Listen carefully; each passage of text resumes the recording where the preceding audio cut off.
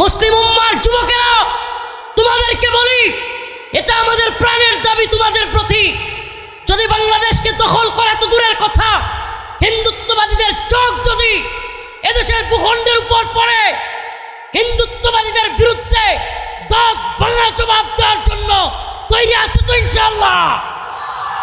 তৈরি আছো তো ইনশাআল্লাহ?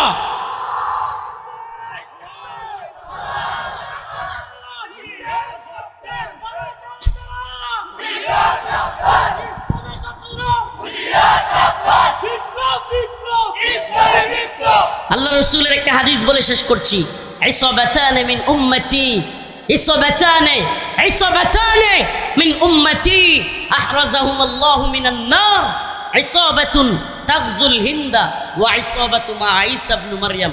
সুবহানাল্লাহি ওয়া বিহামদিহি। আল্লাহ রাসূল বলেছেন, এটা অস্বীকার করবার সুযোগ নাই। কেন নাই? কারণ এমন এক ব্যক্তি বলেছেন যার দুই ঠোঁটের মাঝখান দিয়া জীবনে কোনোদিন মিথ্যা বের হয় না। সুবহানাল্লাহ। এটা শুধু আমরা স্বীকার করি না, মক্কার কাফের মুশরিকরা পর্যন্ত এ কথা স্বীকার করত।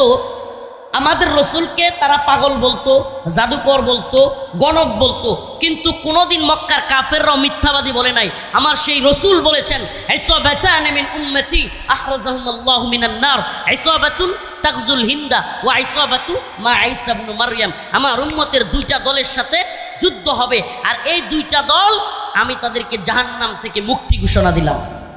একটা দল ইসাবাতুন তাগজুল হিন্দা, হিন্দুস্তানের সাথে মুসলমানদের এক ভয়াবহ যুদ্ধ হবে, সেই যুদ্ধে শরীক হওয়া মুজাহিদ, সেই দলটা। প্রিয় হাজিরিন, আখির পয়গাম, সেই দলে আমরা শরীক হইতে রাজি আছি তো ইনশাআল্লাহ? মুসলিমদের দলে শরীক হইতে প্রস্তুত আছি তো ইনশাআল্লাহ? লিল্লাহি তাকবীর, লিল্লাহি তাকবীর। এই দিল্লি না ঢাকা, দিল্লি না ঢাকা,